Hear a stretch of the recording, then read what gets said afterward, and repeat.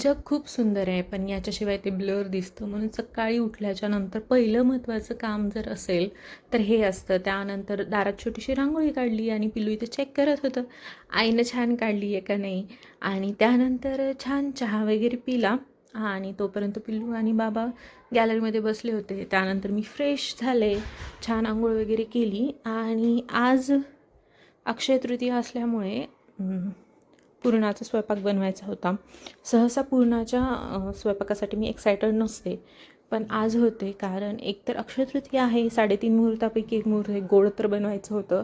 आणि दुसरं रिझन म्हणजे आज सीझनचा पहिला आंब्याचा रस बनवला जातो. त्यामुळं छान स्वयंपाक वगैरे केला. त्यानंतर दुपारी जेवण वगैरे केलं आणि खूप जण होते आणि त्याच्यामुळं मग असं पत्रावळीमध्ये आम्ही जेवत होतो. आणि त्यानंतर आजची शॉपिंग केली अक्षय तृतीयाची. असा होता माझा आजचा दिवस.